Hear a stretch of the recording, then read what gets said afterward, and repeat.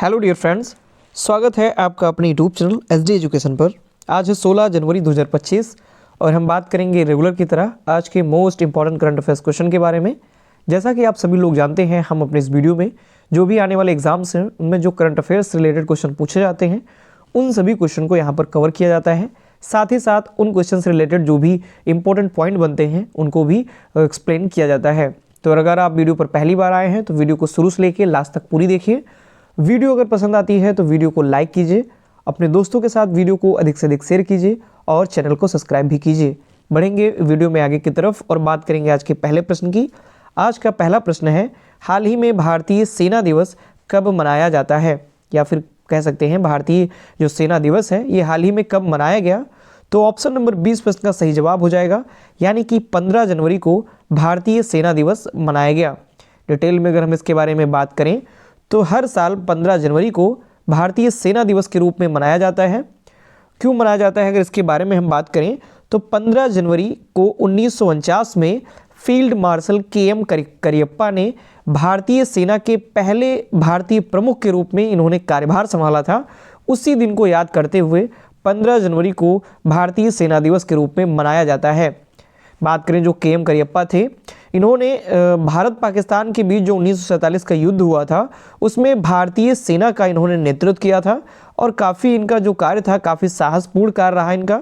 फिर जो KM करियप्पा जी थे ये 1953 में सेना से रिटायर हुए थे। तो इस प्रकार से भारतीय सेना दिवस जो है वो 15 जनवरी को मनाया जाता है, क्योंकि 15 जनवरी 1949 को ही फील्ड मार्शल KM करियप्पा ने भारतीय सेना के पहले भारतीय प्रमुख के रूप में कार्यभार संभाला था। आगे बढ़ते हैं अगले क्वेश्चन की ओर।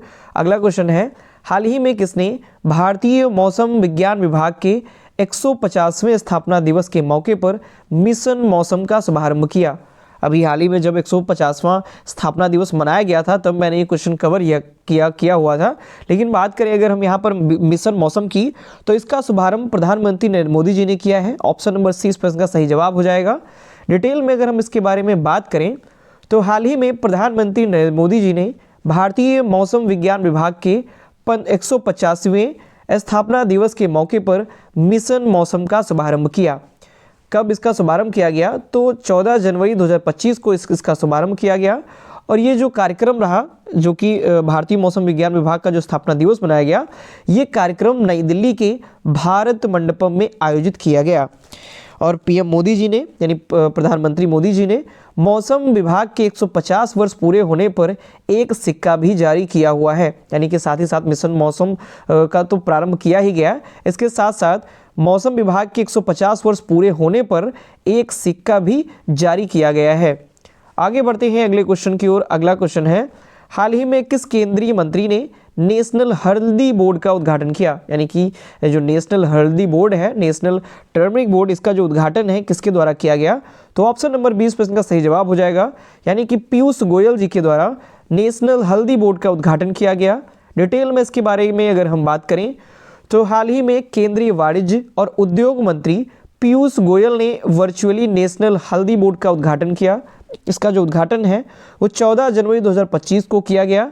बात करें पल्ले रंगा रेड्डी को, ये जो मतलब कह सकते हैं जो हल्दी बोर्ड का उद्घाटन किया गया, हल्दी बोर्ड की जो स्थापना की गई, इसमें पल्ले गंगा रेड्डी को नेशनल हल्दी बोर्ड का अध्यक्ष घोषित किया गया है, या कह सकते हैं इसका जो अध्यक्ष है वो पल्ले गंगा रेड्डी को बनाया गया है।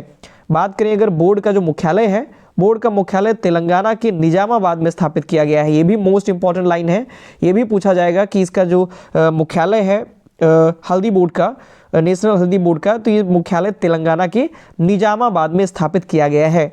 अगर हम वैश्विक स्तर पर बात करें हल्दी व्यापार में तो वैश्विक हल्दी व्यापार में भारत की जो हिस्सेदारी है वो 62% से भी अधिक है, यानी कि फर्स्ट पोजीशन पर भारत बना हुआ है हल्दी व्यापार, वैश्विक हल्दी व्यापार के मामले में।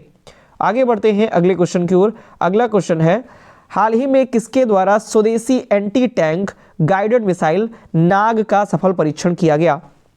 तो ये किसके द्वारा इसका सफल परीक्षण किया गया है। तो ऑप्शन नंबर 20 प्रश्न का सही जवाब हो जाएगा, यानी कि DRDO के द्वारा विकसित स्वदेशी एंटी टैंक गाइडेड मिसाइल नाग का सफल परीक्षण किया गया है।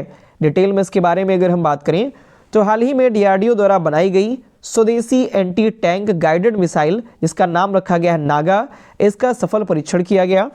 ये सफल परीक्षण 14 जनवरी 2025 को जैसलमेर के पोखरण रेंज में हुआ, यानी जैसलमेर का जो पोखरण रेंज है वहां पर इसका सफल परीक्षण किया गया। कब? तो 14 जनवरी 2025 को इसका परीक्षण किया गया।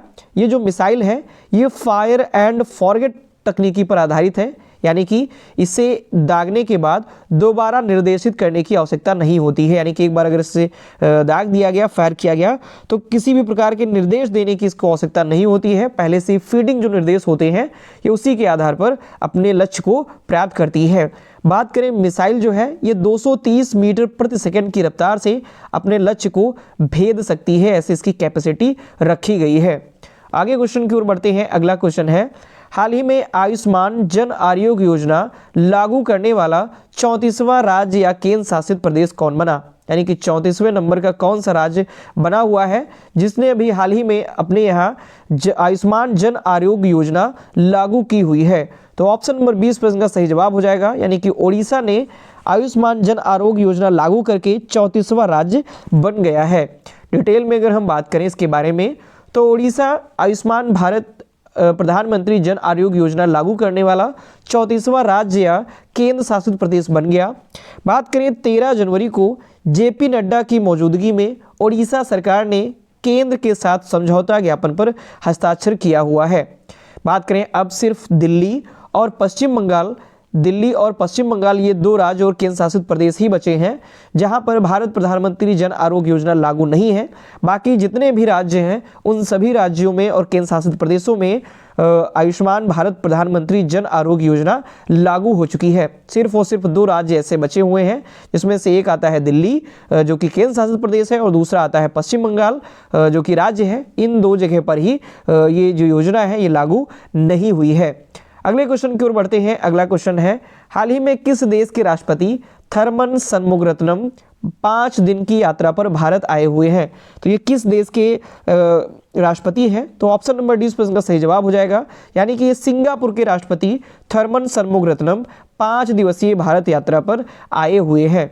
डिटेल में अगर हम बात करें तो हाल ही में सिंगापुर के राष्ट्रपति थर्मन शनमुगारत्नम 5 दिन की यात्रा पर भारत पहुंचे।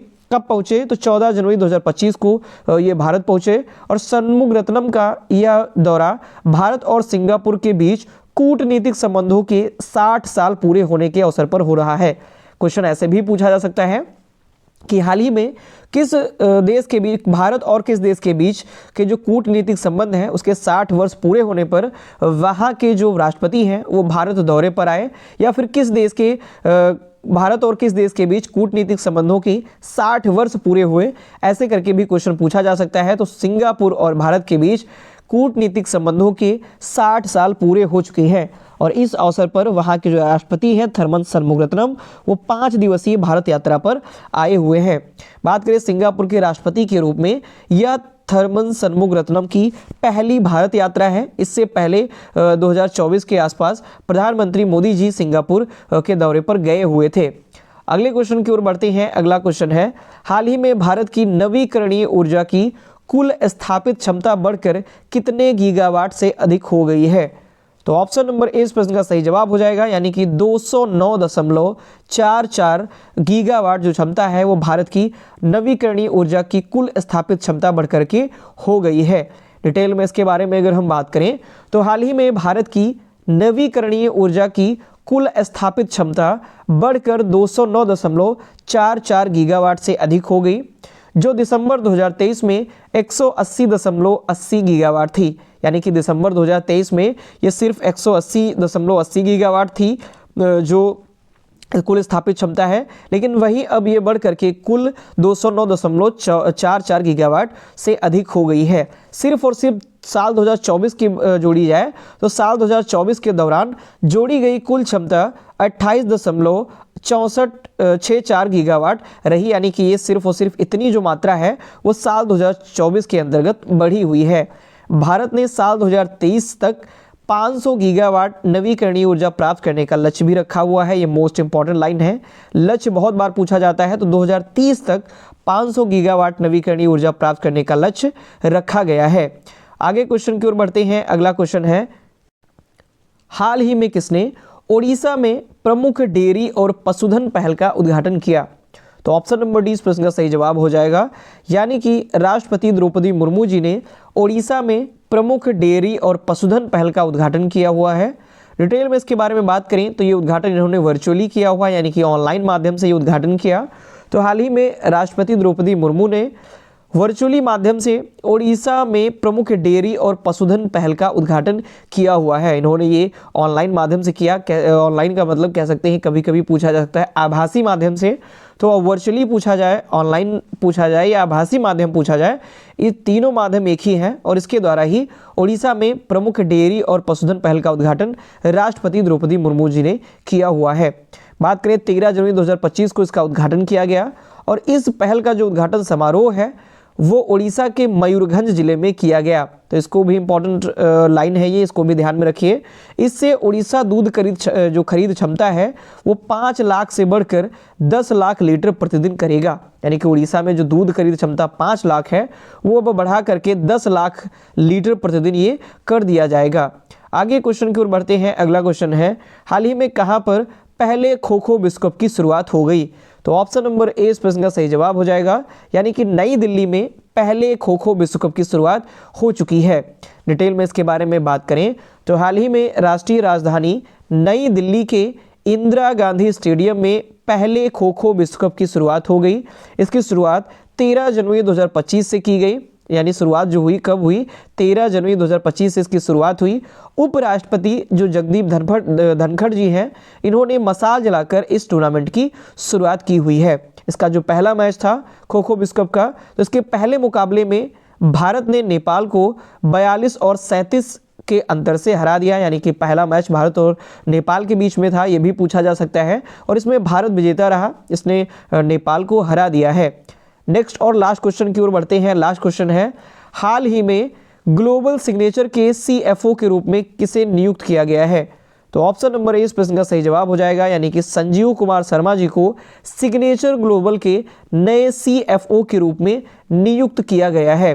डिटेल में इसके बारे में बात करें तो संजीव कुमार शर्मा को सिग्नेचर ग्लोबल इंडिया लिमिटेड का नया मुख्य वित्तीय अधिकारी, इसे CFO के नाम से जानते हैं, ये नियुक्त किया गया है। संजीव कुमार शर्मा जी के पास 30 वर्षों का विविध पेशेवर अनुभव है, यानी कि इससे पहले ये ICICI bank, Apollo tyres, BPTP limited और JK पेपर जैसी प्रमुख कंपनियों में नेतृत्व जो भूमिकाएं हैं ये निभा चुके हैं, यानी काफ़ी सारा इनके अंदर अनुभव भी है। 30 वर्षों का विविध पेशेवर में इनका अनुभव रहा है, जिसमें से कुछ महत्वपूर्ण जो पद जहां पर इन्होंने कार्य किए वो उनमें से ICICI bank, Apollo tyres, BPTP limited और JK पेपर जैसी प्रमुख जो कंपनियां हैं यहां पर इन्होंने नेतृत्व भूमिकाएं निभाई हुई हैं। तो ये थे आज के हमारे मोस्ट इंपॉर्टेंट करंट अफेयर्स के क्वेश्चन। आशा करता हूँ सारे क्वेश्चन आपको पसंद आए होंगे, वीडियो आपको इन्फॉर्मेटिव लगी होगी। तो अगर आपको ये वीडियो पसंद आती है तो इसके लिए आप वीडियो को लाइक करें, अपने दोस्तों के साथ वीडियो को अधिक से अधिक शेयर करें और चैनल को सब्सक्राइब भी करें। धन्यवाद।